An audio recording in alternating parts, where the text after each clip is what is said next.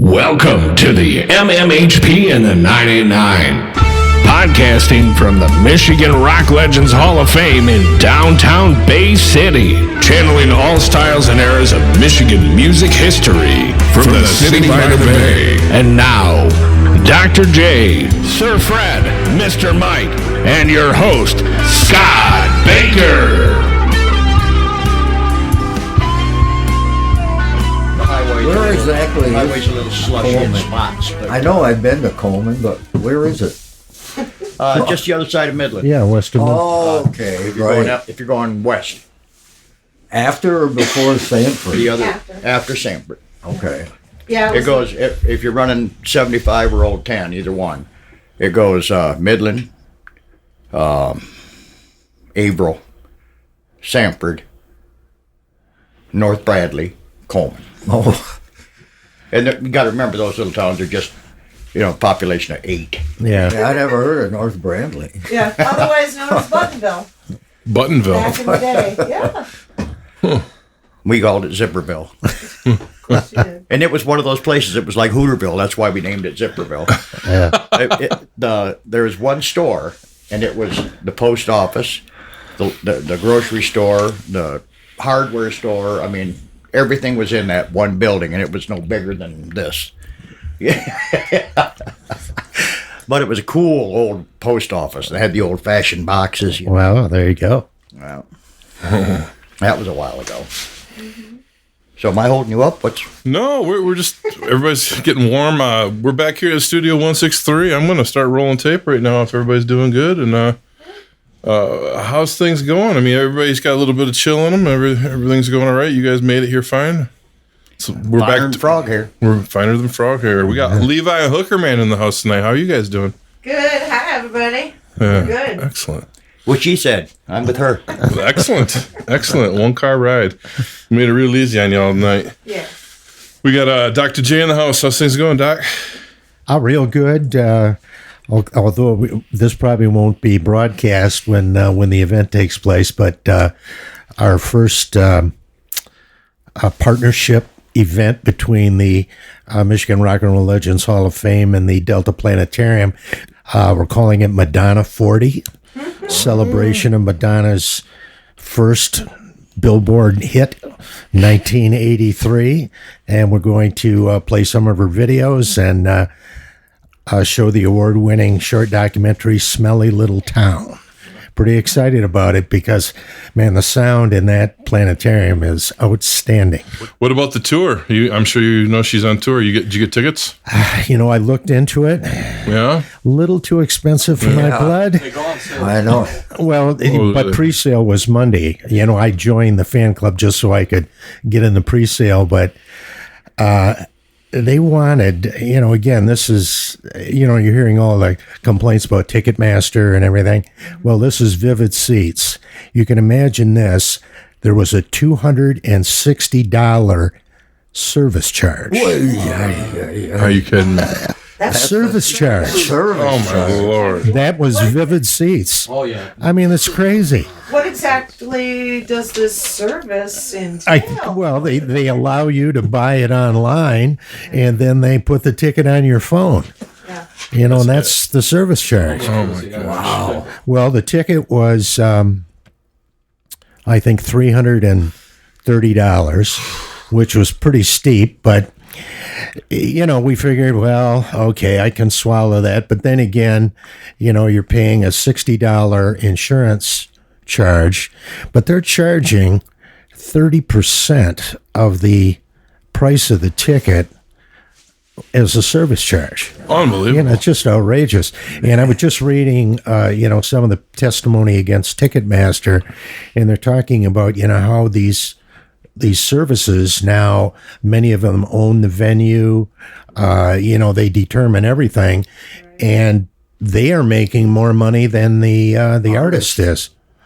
Yeah, some guy was on TV the other day during that, and he was in a band, and he said, we get $6. I don't know if he meant the whole band or, out of each ticket. Out of the ticket, yeah. Out of the ticket, yeah. They're just, Unbelievable. and they've got it so bound up so tight that you really don't have any choice, if you want to go and see some of these acts. And it's everybody. Yeah. I'm sure it's going to be Springsteen, anybody down the line, you're going to have to deal with this if you want to see it. So, it was coming out that it was going to cost us $500 per ticket with all the additional crapola that they're laying on you. It was terrible. I'll guarantee you, you look around the audience, I won't be there. Well, I won't either. They priced me out on that one because we were going to have to get a room. I don't like to drive home at that late at night, especially from Detroit. So, you're talking a major investment here. Yeah. I would really love to see Madonna on this tour. Right. And I will say this about her shows. We did see the Rebel Heart tour, and it's a lot more than 5 guys or 6 guys sitting on stage. It is a major production. It was like Cirque du Soleil. There were acrobats and dancers, and it was really something. Wow. Yeah, it was great. It was probably the most exciting concert I'd ever seen. Wow. Well, she has a few days. In her management about her doing the podcast. Well, I did. I have been in contact with her uncle, and I gave him a tour of the Hall of Fame last Friday. David Fortin. Nice. Yeah, so we do have a connection. I don't know how much contact he has with Madonna anymore. Well, you should contact her publicist or. Yeah, well, that's you're going through, all kinds of different people and things. I think my best bet is David Fortin. Oh, yeah. At least let the family know what's going on in Bay City, and that at least there's some segment of town that it's not. She's going to be here, or she's up to Traverse City. Right. Yeah, her father. And I think her father's birthday, if I remember correctly, is in August or somewhere around that.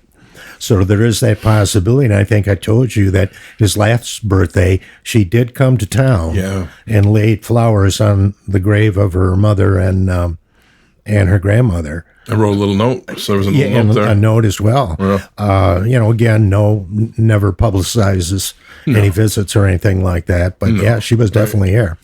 Wow. She was spotted at St. Lawrence Peanuts.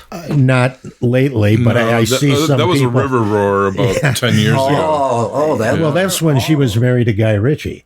Oh. And he accompanied her. But, I see some people were saying, gee, why doesn't Madonna buy St. Laurent Brothers? Because she used to go there as a kid. Yeah, right. I mean, There you go. By Visitation Church. Yeah, by Visitation Church. Right. And how about Karis Red Line? Because she used to like to go there as a kid. And then there's the Bell Book and Candle, which is now a parking lot. Maybe she could rebuild the building and we got an idea. Open up a bookstore. Right. Sure. I mean, I didn't realize she was that philanthropic. That's right. And Bay City has been so good to Madonna over the years. I'm sure you'd be jumping at the chance. I worked with a guy, and I don't know if I shared this on a past podcast, but he was riding his bike, and there's that side door at St. Lawrence, and she was popping out of it. And he went to swerve because he seen the door open, and he fell off his bike, and he, shook it off, got up, and it was Madonna helping him up. Sorry about that, honey. I'm like, oh my gosh. Oh, what a Madonna story. called me honey. There you go. Oh, Mr. Mike, did you get your Madonna tickets? I know you probably got front row already. You get every show. I was going to try the pre-sale, but couldn't get any info on it. Yeah. But I will try tomorrow. Well, I'm sure you'll have the report. You'll have them. You are the man on the streets. Third row to Jason Isbell this Sunday, if I heard correctly. I'll be there. Okay. Excellent. Well, everybody's going to that show, I think. That's one of Saginaw's first great shows in I don't know how long. We just saw her Tuesday in Caledonia, so. Madonna? That's awesome. Taking a ride through the countryside. That's awesome. Sir Fred, what's up over there? You got your book done? Are we ready to read it? Actually, it's getting real close. Good for you. I just have to put it all together. It's there. Good for you.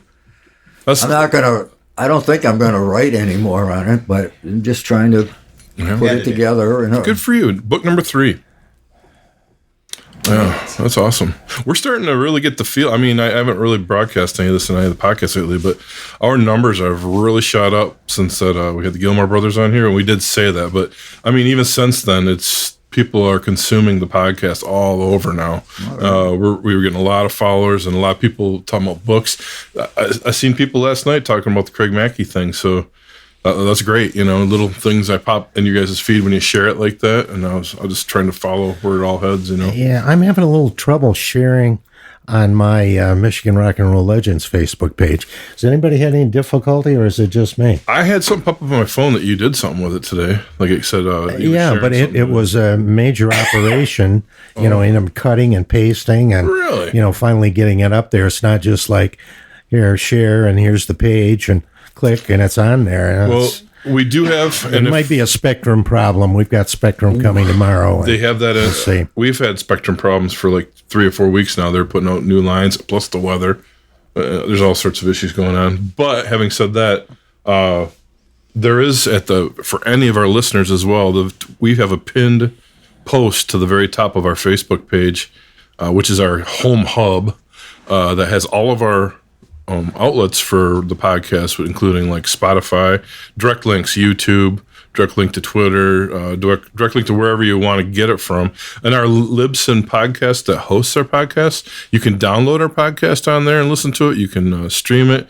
You can do anything with that. That one will let you cut, paste, and copy right directly from that, which is like the last link in that group of links. But anyway, if you guys wanted, instead of using Facebook sharing or whatever, you guys can go right to the links too and usually share. All right, I'll try that. Maybe that'll work better than what I've been. You know, and it's only recently that I've had a problem with it. In the past, it was easy as pie to do it. Probably something going on local in the chain then.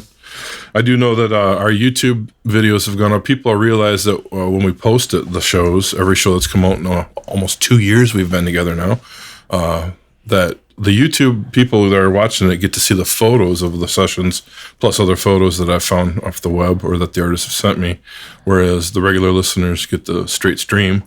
But at some point we're going to have video too. Mike Beatty's looking into editing video clips and getting those out there. He's had over a year now of sessions that we can have video footage. So we're going to get to surprise and we get to backlog some of the old stuff to remind everybody, but they're still going through it and there's a lot of hits on it. So it's really good. But let's get over to the town of Coleman here in mid-Michigan near Clare. That's where we're heading tonight in Michigan. From all the artists and authors and people we've talked to about music around Michigan, we really haven't had anybody directly from the heart of the state. You guys have been a stronghold in the heart of the state for long as I can remember. I mean, I recall Levi in the 80s. Hooker Man, I'm sure you have, and I've seen the backstory, so I know a lot longer. But being that you guys you were solo artists or in bands or whatever, but then you became one, getting married and going out, and but people can still find the Levi Rose Experience on the web, as well as your guys' shows whenever they happen, which have been really minimal since COVID. But take us back to, let's start with Hooker Man. Take us back to how you got inspired to play, get everything going. How'd you get a guitar in your hand or harmonica or I what? grew up in a rural community, very small community, Coleman. And there wasn't much of anything to do in Coleman. The big thing was you would climb the walls in between two buildings and get on the roof and throw water balloons at people. I mean, that was the entertainment in Coleman. And I listened to the radio all the time. I went to sleep with it on. I listened to music. Music was my escape from the humdrum of living in a rural community. And I wasn't but maybe 12 or 13 years old the first time I heard Johnny Winter playing that slide guitar. And at 12 or 13, I said, that's what I want to do. I don't want to go to school. I don't want to get a job. I want to play that. Well, then I heard some other people that were very influential. The Animals came out with House of the Rising Sun. Well, that just blew me away. I said, well, okay, that's pretty good too. And I decided I needed to play guitar. Fortunately, my father's family and my mother's family were all musicians. They played every instrument that there is. And my dad always had an old, usually it was a T-skull or a harmony, electric guitar and a little cheap amp that he would set and play C, F, and G and do his country stuff. And then I'd turn it all the way up so it was distorted really bad, and I'd play the stuff I wanted to play. And I kind of learned a little bit of this and that, and that's how I got started in it. Music was my escape from where I didn't want to be. Well, in Coleman, and you're saying that both sides of your family were musicians or musical. Correct. Was there anybody that did anything playing wise regularly, or anything noteworthy that you can remember? My mother and her father used to play the 702 In Midland. in Yeah. Midland. My mother grew up in Midland. Yeah. Her maiden name was Finney. Her name's Pearl Helen Finney, and my grandpa's name was, what the hell was his name? Bert. So they used to play the 702 when she was just a teenager. And they'd play for drinks and tips. Of course, my mother didn't get the drinks or the tips, but she had the fun. Yeah. And she played piano, and my grandpa played violin. And they just tore it up.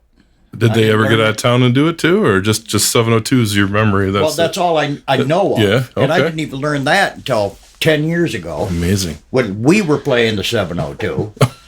And we stopped at my mom and dad's, and we were talking, and they asked where we were playing this weekend, and we told them the 702, and my mom went, "Is that still open?" Oh And I man, said, "Well, yeah." She said, "I used to play there with your grandpa." dang. I was really, really tickled to hear that. I 'Cause bet. she had a voice like an angel. She could sing. She had harmonies. She could harmonize with a washing machine. We did a recent podcast with Scott Seberger, as well as a couple of people from the Midland-oriented area, and Scott's really into the Midland music history, and he'd probably be really interested to hear some of this stuff. Yeah. Yeah, that's amazing, because you don't think, everybody hears Detroit or Ann Arbor or Lansing, and Right. Yeah. And I had never heard of my mother playing out. Like I say, her father and all of her brothers and sisters played piano and violin, you name it, they played it. And we had hootenannies at Grandpa Finney's. And, buddy, I'm telling you what, that was some music going on. They had harmonies like, wow. Any relation to Al Finney? Al? Al? Probably. My mother had 14 brothers and sisters. Okay, because he's from Midland. So I'm probably Blues related. player. Probably related in some fashion. I was going to ask you, Fred, that sounds like something that we've talked about in the past. I couldn't think of how, but yeah, you know those. Fred's got the old memory of going way back for some of these things. So yeah, Well, like I say, there were 15 little Finneys running around. amazing. Responsible of my grandpa, Bert. Did you form a band once you got interested in playing the blues? And More than I even want to count. was it like a high school? Did you start that Well, in early? high school, I wasn't really good enough to play out. And at that point, I hadn't even tried to master the guitar. I was playing the drums. And I tried to get into a couple of bands doing that. And what happened was I just decided I couldn't put my drums in the trunk of my Mustang and go serenade my girlfriend. So I decided I needed a guitar. Because I had a girlfriend and a Mustang. And, that was where I needed to go. So that's why I picked up the guitar, is I really like girls. Okay. Following any grandpa's footsteps there. Who knows? I would think. Yeah. Yeah. So if we jump way ahead in time here, how did you end up hooking up with Leon Russell? How did that Well, ever I was happen? working a duet act called Hooker T. I believe this was 1983. And we had been working together for a while. We were playing the Mason Jar and Bushies. And I can't remember the Midland. name of the one that was out on the corner of Bay City Road there. Anyway, we were playing the duet, working that circuit there. And a guy came in and he saw our show and he asked if we would come play a Halloween party for him and his friends. Offered to pay us a pretty reasonable amount, so we said sure. We went and played the party and they liked us, which I guess I shouldn't have been that surprised, but I was. And the guy that threw the party come up and said, "Can you do that for 2 hours?" And I said, "Well, yeah." He said, "How'd you like to open for Leon Russell?" And once they picked me up off the floor, I said, well, yeah. So he offered me good money to do that. And I said, okay, well, we got it. Well, let's do this. So it was in Flint at the Capitol Theater. And there's 2,000 people in the crowd. And we opened up the show, played 7 songs, 7 of my originals, and just tore it up. Had a great time. And then Leon, I've always been a huge fan of Leon Russell, and I am to this day. Of course, him and his people tore it up. And afterwards, we all met I can't remember the name of the bar, but we met at this little bar for chili dogs and beer. And the guy that hired us come running up, his face red and his ears red and his eyes bugging out of his head. He said, I just got the early reviews. And T-Bone and I had no idea what that meant. We hadn't ever been in that caliber before. And we went, yeah. And he said, you guys got better reviews than Leon Russell. Wow. And I went, that's it. I could die now. Yeah. What were you playing? Were you playing blues? Sorry? Was it blues? Well, it was like a folk blues. Back then I'd going into the acoustic because the electric blues it's too hard to find any place to hire you to play it. But the folk music was working. It was playing. So that's what we went with. And I wrote a bunch of songs, folky, campfire-y kind of things. But we played them with enthusiasm. Now, you guys, going back into before that, even in the 70s when you first started getting out, were you doing electric back then and then you switched to the folk, or was it always been up to that point kind of more folky oriented? Where did you find the niche or the break point? I really didn't get into the electrics until the 80s. Oh. Until then, I was pretty much just doing acoustic. Like Marshall Tucker Band and that kind of stuff, doing the acoustic leads in that. And that's where my head was at the time. But like I said, the more I heard other people playing electric slide, the more I said, yeah, that's the ticket. That's the place I want to be. So, and once I learned how to play slide with open tuning, I've maintained to this day, if I'd have learned how to play the guitar in open tuning before I learned how to play in standard, I would never have learned standard because open tuning is just so simple and sweet. Mm-hmm. It just, one little movement it just says volumes. So it's incredible. So that's how that all happened. And that was the early 80s when I was working in the Midland area. And then I had gone out and bought a bunch of equipment so I could play gigs. Well, as it turned out, within that few months, the only bands that were working in this area were country bands. So we had to put together a country band, which we did. And it sucked, but we were making money and I was paying off my equipment. I called it, the real name of the band, the first one was Sweetwater. Oh. And then it became Stampede. But the whole time I called it the Dumb Hat Band. Because we all wore I wore a Flatlander hat, People would come in and see me up on stage and they'd say, how'd they get that Amish guy up there? That's funny. Yeah. So we did that for a few years and got my equipment all paid off. And then I got an opportunity to open for John Prine. Boy, how did that happen? Was that because of the Russell connections? Gig. Yeah, okay. That Leon Russell gig. Right. Got me, finally, after some time had passed, they approached me and wanted me to go on tour with John Prine. Were you going to go back to sort of the folk blues thing again when you opened for Prine? That's what I kind of assumed. I never met him. Mm-hmm. Never got to meet him. I went home and told my ex-wife, that I was going on tour with John Prine.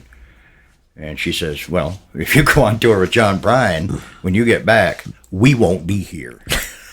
Who's we? My daughter, her son, and her. If you go on tour with John Prine, when you get back, we won't be here. So I was crushed. And I literally, in a fit of stupidity, I sold everything that in my house that made music. I didn't even own a guitar.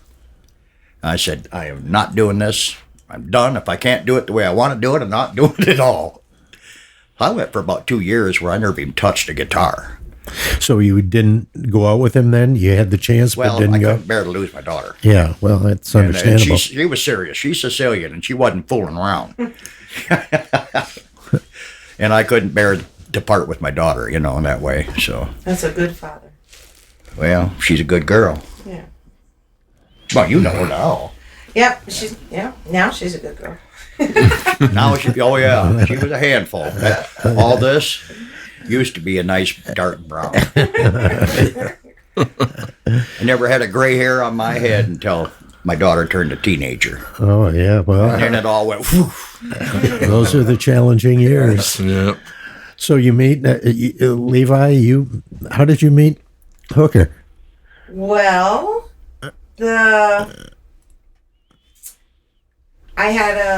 my CD was out. It was in the jukebox. The CD was in the jukebox, right? Yeah, the double D. Yeah, at the Double D, and Hooker's friend JP had heard it, and he hadn't met me yet, but he heard a few of the songs on there, which included some slide guitar, who JP assumed was me. And as did I. And so did Hooker. So JP went to Hooker and said, man, you got to listen to this chick. So they went to the Double D, listened to the CD, and Hooker says, I looked at JP and completely tongue-in-cheek, I had no intention of ever meeting this woman. I looked at JP and said, I'm having me some of that. so. And the bartender says, Right. hey, I know her. I said, sure you do. Next time she's in the house, introduce me. And he said, okay, well. He said, all right, I will. So that weekend, a buddy of mine was playing, his band was playing the Double D that night. And I walk in and I'm looking around and the bartender's going. So I go up to the bar and he said, guess who's in the house? I said, Madonna. He said, Levi Rose. I said, well, there. So sure enough, he introduced me, and I spazzed out. We went out the back door, and I'm talking like, boy, I love the way you play the guitar. I love the way you sing. I love your music. I love your songs. You want to hire another guitar player? Because I can play the guitar, and I play slide, too. And she said, are you always this spastic? And I said, yeah, kind of. That's almost verbatim, you guys. Oh, wow. Wow.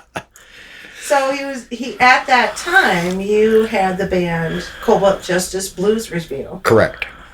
And he asked me to come and try out. Audition. To audition.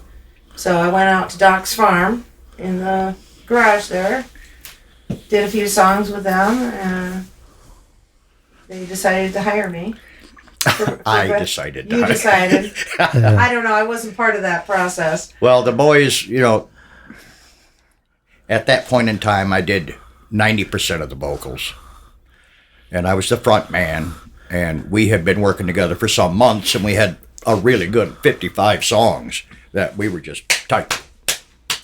And it was really working. We were getting a lot of shows, we were having a lot of fun, making some good money. Well, then she came and auditioned, and when she left, the drummer, Doc, said, boy, she's trouble. And I said, yeah, she sure is. I said, we got to learn some of her stuff. He said, wait, what? I said, yeah, I can't be doing all the vocals anymore. We got to get her in there doing vocals. And we tried that for a while, and the boys just never got the enthusiasm that I wanted to see. So we fired ourselves from Cobalt Blues Review. And we came up with Levi Rose Experience. Her and I, and we hired another bass player and another rhythm player and a drummer, and off we went. That's how that happened. Wow. So Levi, where did, going back, when did you start in this music thing? Where did you grow up, and when did you first get involved in playing guitar and singing and all this stuff? The singing started when I lived in Colorado. That's where I grew up and went to school. My connection with Michigan is my father's side of the family in Mount Pleasant. My grandmother, she had 2 boys. She always wanted a girl. I was the first grandchild, let alone granddaughter, born on either side of the family. And so she took a real liking to me. So we would come up here every summer for summer breaks. And I formed a trio a cappella group in high school called Meat and Potatoes, MEET, not MEA. And that was my senior year, I believe, when we did that. And we just played a couple of coffee houses, and sang out on the street for some sort of festival in Denver. And that was fun. And This is long before the big Boulder scene, I assume, then. I mean, Denver's always had a thing, but Boulder really blew up after that, didn't it? Right. Or is that right around then? because that was 1985. That's close. So, yeah, but then I split shortly after high school and moved up here and started hanging out with friends and hanging out with musicians, loving live music at Stagecoach Lounge in Mount Pleasant. Let's see, the Stagecoach. Rubbles. What was that underground place? Oh, that was long after. Oh, okay. So, was hanging out there and schmoozing the musicians, asking them, hey, can I get up and sing Bobby McGee? That was my end, I was always up there doing Bobby McGee with them. And shortly after that, well, a couple of years after that, formed a band called Focal Point with a couple of kids from CMU. And we were doing about 90% originals and a few covers just to appease the establishment. And we were having a really good time. Were you a country band or a rock band or We what? were rock and kind of new age rock. I'm not even sure how to explain it. Rock and roll is the best way to put it, I guess. We were doing Jefferson Airplane, some Eagles. You sang a few Led Zeppelin songs, too. Yeah, we did a couple of Led Zeppelin tunes too. So Trust me, she can sing Zeppelin. So we were all over the place. So I enjoyed that for about a year, and then that kind of fell apart. That's what happens when you join, put a band. Sometimes happens when you put a band together of college students. Well, yeah, people move on. Yeah. So they moved on, and then shortly after that, I met Stephen Baker, who was a guitar player, acoustic guitar player. He was an ambulance driver in Mount Pleasant, and we just kind of clicked, writing music together, and so we started doing a few. We were doing open mics, and he was really stage fright, so that didn't work out too well. But he was real decent in the studio, so we met someone who had a studio in their apartment, had decent equipment and everything. And another friend of mine at the time said, hey, you need to record a demo. I'll pay for it. Get in there and do it. So Baby Steps, my first album, was supposed to be a demo album, but then I was enjoying it so much, I said, no, this has to be an album. So, but it's very different. I feel like, most every song on it is not like the other. It's not one genre. It's all sorts of different genres. That was my idea of what a demo should be. Yeah. So these are all your original songs? All but one, which was a Joplin cover of Turtle Blues, Okay. which I contacted them about and made sure that I could record it. And he said, yeah, sure, get a hold of us when you sell 10,000 copies, and then we'll talk about what you owe us. I said, okay, thank you, click. But before that, I did a little bit of I did a summer down in Lake Huron. And I was just a vagabond. I was doing thread dreads on the streets to make my money, to pay my car insurance. Was staying with a friend. That friend had a friend who played bass and had a drummer, and so we decided we were going to put together a heavy metal band. So Levi ventures off into heavy metal. And this bass player says, I know the drummer of the Red Hot Chili Peppers, and he's going to let us stay at his place out there as soon as we get all our music together. And, he's going to help us record, and he's going to do this, and he's going to do that. And I'm thinking, this is too good to be true, right? But the kid had his address. So I sat down and wrote him a brief letter, hey, this, I don't even remember the guy's name. Chad Smith. Not that drummer, the bass player friend, right? Yeah, Who was promising all this stuff. So I wrote to Jed, this guy says you can do all this. If you can, that's fantastic. We look forward to working with you. If not, I'd like to know right away before I put any more time and effort into this project. And I left him my phone number. And of course I was not home when he called. So I got a voicemail on the answering machine, and him letting me know, none of that was going to happen. That the kid had a good heart and good intentions, but no, nothing like that was going to happen, and that it would probably be in my best interest if I stepped away from involving myself any further with him. Wow. Yeah. So Chad Smith letting you know. He was from Earl Oak, so. Mm-hmm. So that's how that went down. So then the next is the Levi Rose Band. Is that come out of that? Well, so I recorded Baby Steps. The album came out. I wasn't working with Stephen Baker anymore, just because I needed to move on to something else. I really didn't know what I was going to do at that point, And that's about the time that I met Hooker. Well, did you hook up with Harley Mullins before you and I met? Well, Harley Mullins was a friend of mine. We weren't planning on doing a band together at all, but he did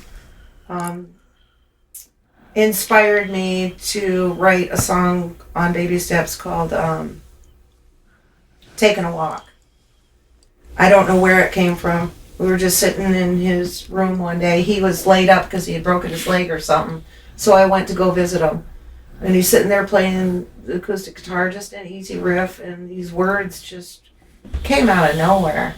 It just hit me like a rolling ball of thunder. A very intimate part of my life, in different, 3 verses, right? And that ended up being a song that still to this day, I still have people who picked up that album, women particularly, who have told me that one song got them through a really horrific time in their life. Mm-hmm. That they listened to that, and that gave them the strength and the power to get through. Is that about leaving a toxic relationship, basically? It's about sexual assault. Oh. Yeah. And the court system. And walking away. Saying no. Is that on Baby Steps? Mm-hmm. Yeah. I remember you were one of the few artists in the early 90s when I go record shopping. There'd be either cassettes or CDs, and you were in every store. There was like you, Laurie Middlebrook, One Trick Ponies, Round in the Distant Few. I think Lizard was around here, and a couple other people out of Midland maybe. But there was a Saldama, the metal guys. But it was like always could find your music everywhere, and you were on the trail, on the tour, local trail everywhere around town. And that was in the early 90s, right? So, did you record one not soon after that, or you were going to record one? I know we want to talk about Hooker Man's record too, but right. Did you put anything together after that record? After Baby Steps? Yeah. No, not until I got together with Hooker. Okay. And then him and I, later on into it, after we fired ourselves from the band that we put together after we fired ourselves from the other band, we met up with a gentleman who had a recording studio in Clare, and we started laying down some tracks there, which was some nice work. It never got completed because at that point we had basically come out to the world that we were together, we were a couple, and we were suffering some serious backlash, like tires getting slashed and everything here in Michigan. And some friends of ours who lived in Indiana came up to visit. We told them what was going on, and they said, well, why don't you just get out of town for a while, let things cool down, and come stay with us? So we went down to Indiana for 6 months or so, something like that. I think it was 8 months actually. Yeah. Yeah. And that was enough time to cool things Yeah, down. and by the time we got back, everything was squared away. Right. So And we went back to work. so that was the only record. I still have copies of those recordings, but Well, then she did the backup vocals on yeah. Confession, Lies, and Fairy Tale. Which is your record. That's mine, yeah. And when did that come out? Because I remember that popped out too, and I don't remember what year. in the mid '90s. Was it mid '90s? Yeah. No, it was closer. I think it was 1999, actually. Okay, 90. at the end of the '90s. Yeah. Yeah, it could be. That could Yeah, be. because we were at the Little House in Coleman. When we were Confessions there. came out? Yeah. Yep, by God, we were. Yep. So that was 1999. Wow. Yeah, because that was the following year when the millennium changed. Right. And everybody in Coleman was losing their mind. Oh, it's Y2K. Yeah, Y2K. Yeah. So No, I want to go back to the Hooker Man. You were writing tunes. You know, you were talking about the whole Johnny Winter thing. Were you writing songs throughout the 70s? Because you said by that 80s gig you had all originals going for a while. Well, yeah, I wrote a lot of songs in the 70s, but they were campfire, country, western, folk stuff. I didn't really do much electric stuff because Right. that's what was selling. You know, I needed to work. So I was doing that kind of stuff. But I wrote some songs that since I have converted from a typical C, F, G cowboy chord progression to something a little more elaborate with slide. And converted them into something a little more upbeat. So what kind of material ended up going in the 90s? Did you just write fresh, or was it some of your old stuff that you got to bring along for that I record? very seldom repurposed an older song. I would use the general concept of it and juice it up. Change the lyrics, change the melody, you know, and add slide and just have a little more fun with it. But I wrote a lot of stuff after that. So you got a load. That was slide and hot rod stuff. I just never was a rocker. Right. I was more like a blues rock. Yeah. I liked the distortion and the sustain and, well, like I said, the Johnny Winter stuff. Now that's borderline rock and roll, Right. but it's not hardcore rock. It's more blues, and I got into that. And boy, did I have a good time. And A lot Levi, of stuff I wrote was in that vein. and that came out around the time you met her putting it on the record. It was a freshening Right. up a whole new batch of tunes. Right. So you got a backlog of music. If looking back then, I was going to call my next CD "Briefcase Full of Blues." Yeah. right on. You must have a load of them. Brothers already use that. Yeah. Unfortunately. And Levi, you wrote as well all along your whole yeah. career. You always had lyrics or some idea, and you were going along. Take us into the aughts with you two, because that's when I was out playing. I'd run into you guys. You guys were doing open mics, hosting them everywhere. You guys were the twins on the scene. Like everybody could count on you guys to be there. Well, we started hitting the local clubs, and to be perfectly honest, we told them flat out, you don't have to pay us. We will host an open mic. We'll provide all the gear. We'll provide everything. But anything you get over an average, for example, Tuesday night, whatever the Z tape is, average, anything you get over that, we get 20%. We started doing it that way. And sometimes we made okay, and sometimes we had to pay for our own meal. You know, because when we first started into the open mic thing, it wasn't going real well. But we were playing all over. We had a little circuit going that we were playing from Coleman, Clare, Harrison, Gladwin, Beaverton, Midland, and we had a circuit going. So by the time we got back to this place, we had at least 4 more new songs. So we had a constant rotation of material. And people started showing up because we supplied all the gear. We set it all up. And when they go on stage, we dialed them in. So they sounded good. And they were kind of starting to like that. Plus, I provided amps and often a drummer, a drum kit, and it started to get really good. So we were doing the whole circuit, but then some people came along and were turning it into something that wasn't what we wanted. So we became the house band at the Double D Saloon in Coleman. And we did every Tuesday night from 8 till 11. We did open mic. And that rocketed completely out of control. Oh yeah, I think I remember meeting you at the Sanford Eagles doing an open mic. Yeah, that I come there often. I would I host think when that's you where I guys met weren't you. hosting. But Scott would book me all the time, and Yeah. then you guys invited me to Coleman to play. Yeah. I think a couple times we Yeah. did a couple Yeah. of those with you guys. Yeah. Yeah. But that really became a good deal. We were really drawing people from Lansing and Grand Rapids and Yeah. Saginaw, Bay Yeah. City. You know, we were really pulling in a good crowd and making some good money. Yeah, that was quite an era of it was like beat the DJs thing. Like the DJs were really on the come out, and you guys were putting your foot down and saying, "Why don't you guys come out and perform? Let's keep this alive." Yeah, yep, And your exactly. album had just came out prior to that, and you guys would always include original music in those sets, which is what intrigued me. Yeah. And I remember you guys would always have a segment where you'd just lay it out for everybody. Yeah. And it I was remember fun. you were particularly fond of the Orient Bay song, the one about the crab. Oh yeah. Yeah. That's always been a favorite. You guys got some good stuff. It's great. Have you guys done anything since then, musically, recording wise, in the last Yeah, we know a guy that lives not far from here. His name's Well- Scott Baker.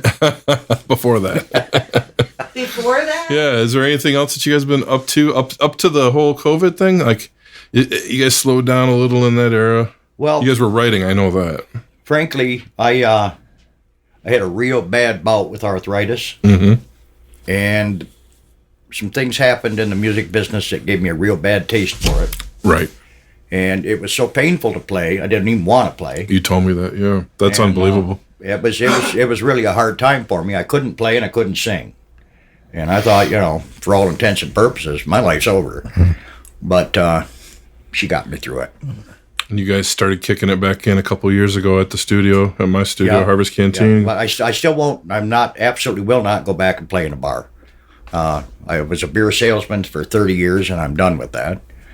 Now I want to play nice little places and intimate little clubs, things like that, and And do what you want to do. yeah, exactly. Play what I want to play, Yep. and not try to worry about bringing people in. Are there many of those kind of places around?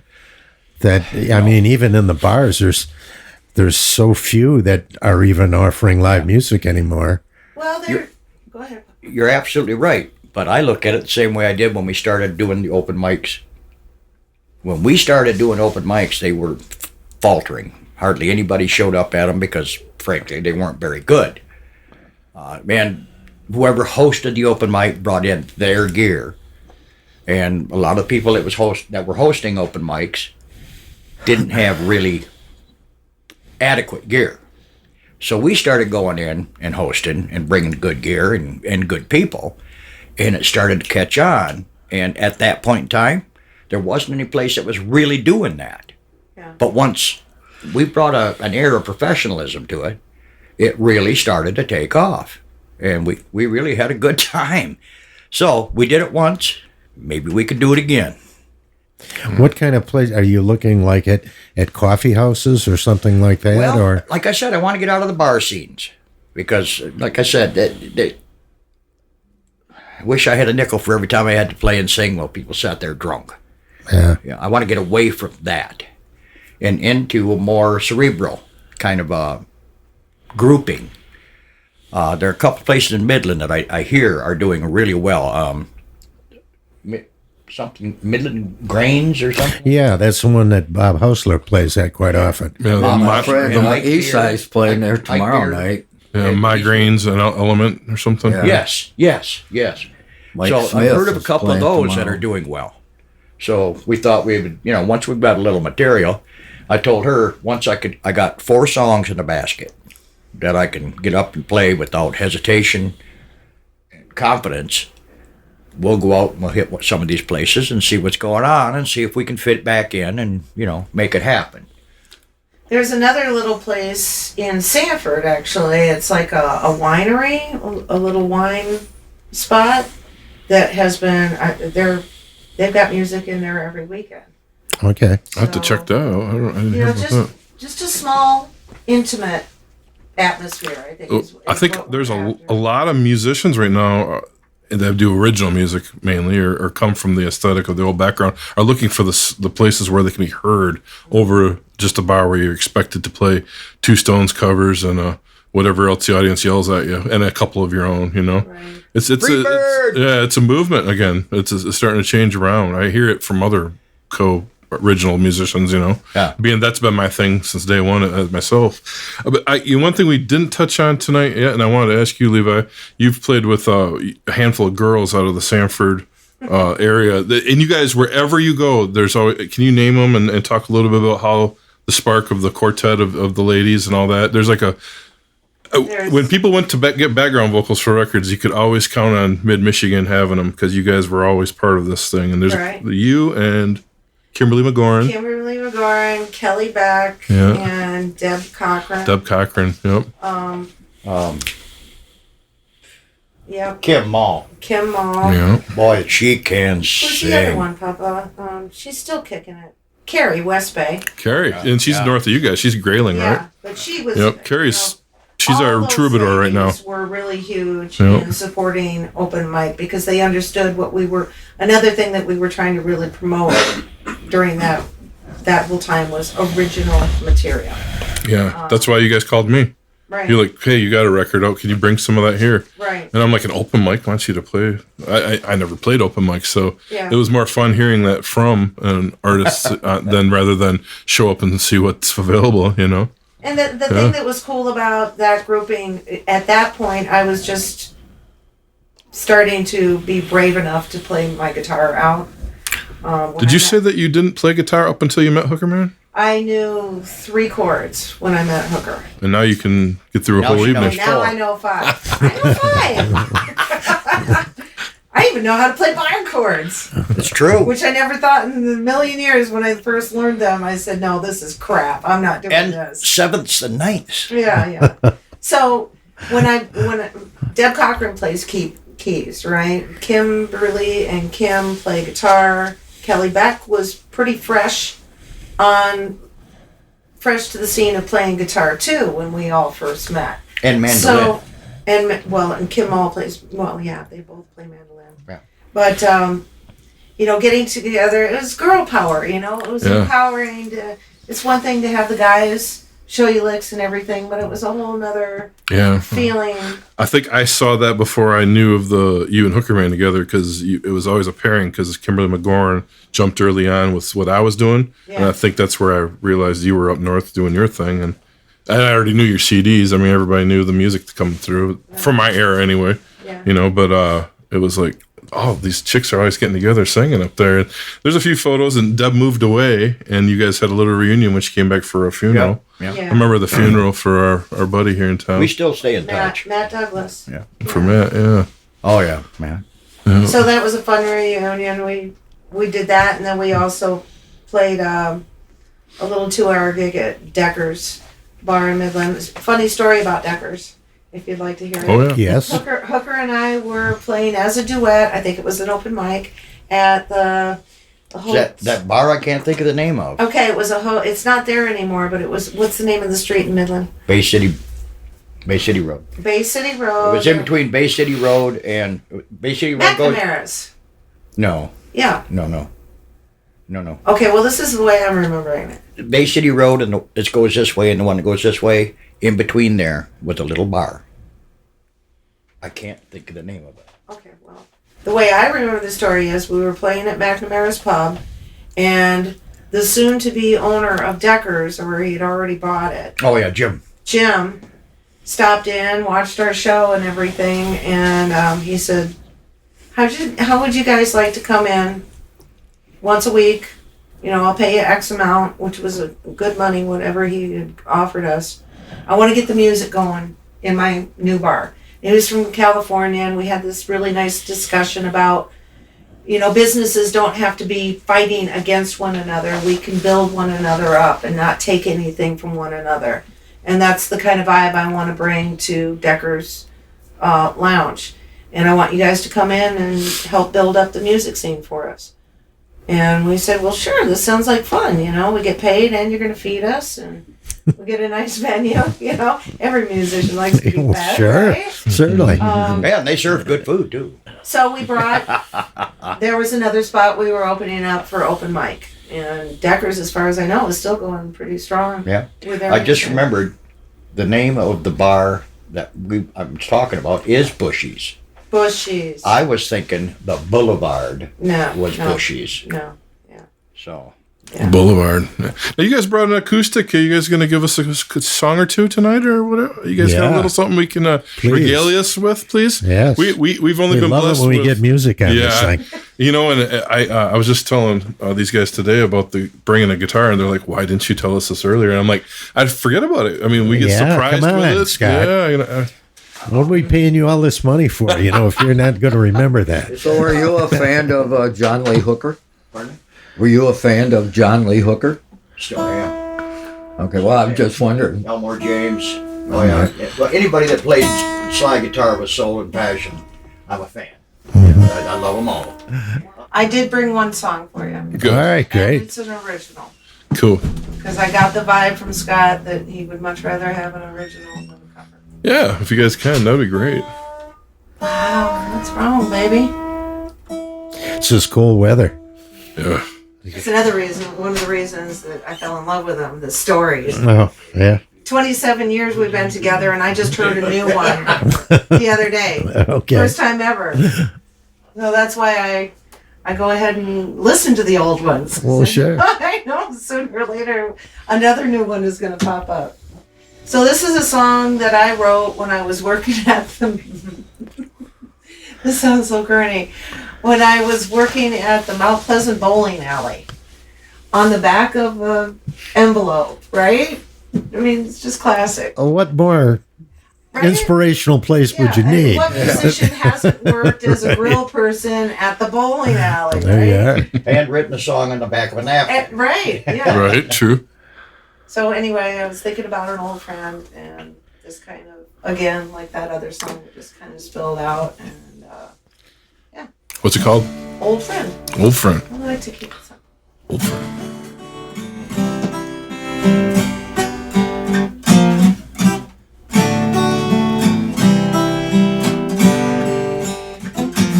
Hi there, Ben, how are you? I haven't seen you in a coon's age.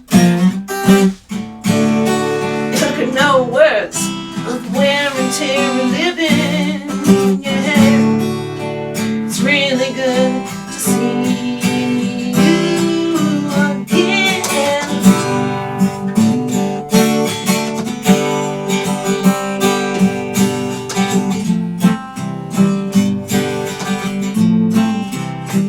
It's funny how some things never change. All this time has gone by and you're still an old friend. It's funny how some things never change. All this time has gone by and you're still an old friend. Still an old friend.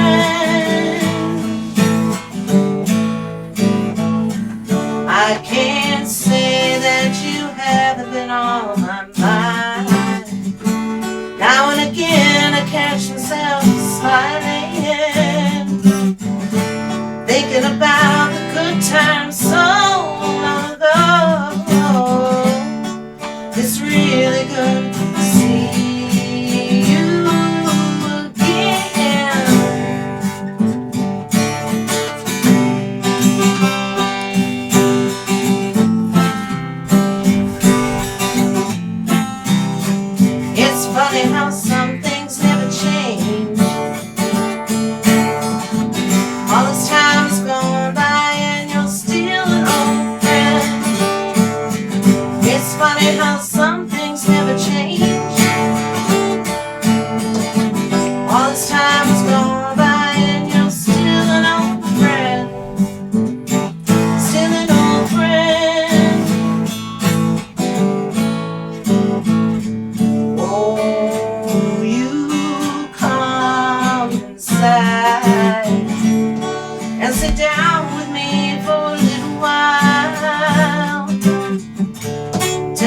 about how you've been. Yeah, it's really good to see you again.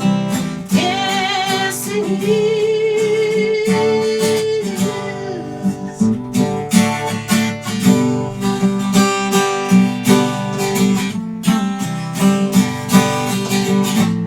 It's funny how some things never change.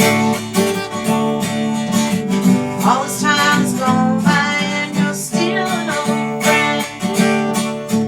It's funny how some things never change. All this time has gone by and you're still an old friend. Still an old friend.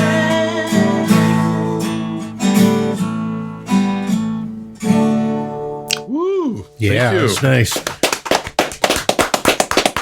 Yeah, you touched on that common theme of, there's some people that, you may not have seen them for 25 years, and it's like a day has not passed, when you get with them again. Kind of feeds into that feeling. That's great.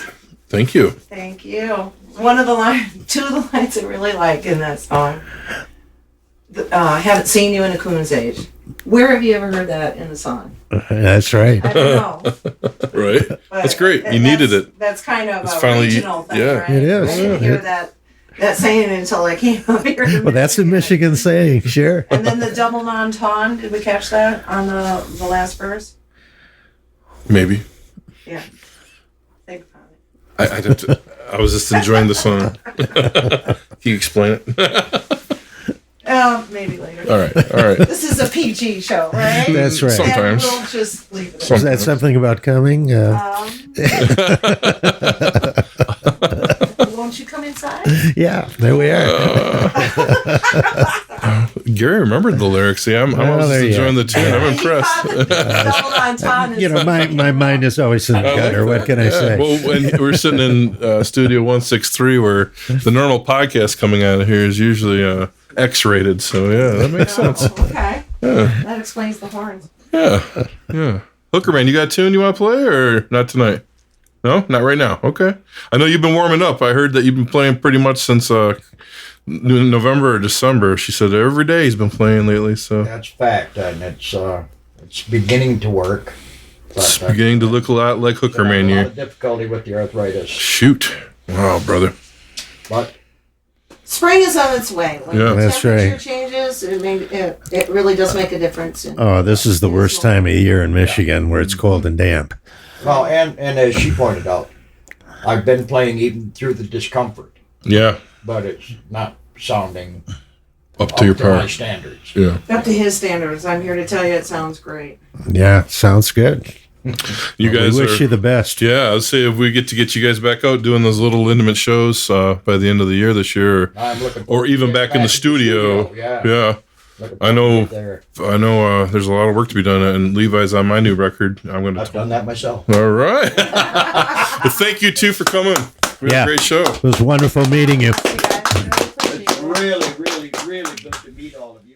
The MMHP is hosted on Apple, Spotify, YouTube, and our own Libsyn podcast site. You can also search MMHP989 on Facebook for up-to-the-minute information, as well as both Dr. J and Sir Fred's album picks of the week, posted every weekend. Don't forget to look for Mr. Mike's local music live series, posted frequently on MMHP's Facebook hub, as well as Scott's Mid-Mitten 15 from Harvest Canteen, featuring one-on-one interviews with Michigan music artists. You can connect with Scott on the web at scottbakermusic.com, Dr. J at michiganrockandrolllegends.com, Sir Fred at fredrife.com, Mr. Mike at YouTube at MrBT1. That's MRBTEE and the number 1. Brought to you by Michigan Rock and Roll Legends, located both inside the Bay County Historical Museum on Washington Avenue, as well as Scotty's Sandbar on Evergreen Drive at the Bay City Middle Grounds. On behalf of our hosts, Dr. J, Sir Fred, Mr. Mike, and myself, this podcast wouldn't have been here without the voice of the MMHP, Mr. Eddie Switek, the generosity of the Bay County Historical Museum, which hosts the Rock and Roll Legends Hall of Fame, as well as this podcast, Mr. Alan Garcia, all of our guests, and especially to the listeners. We want to thank you. Been together over 20 years and we still act like dorks. I hope we never stop. Well, there you go.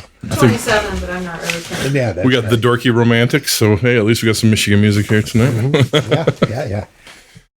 Oh, I love this. This was fabulous, man. And Did you be happy you I came? felt like I fit in.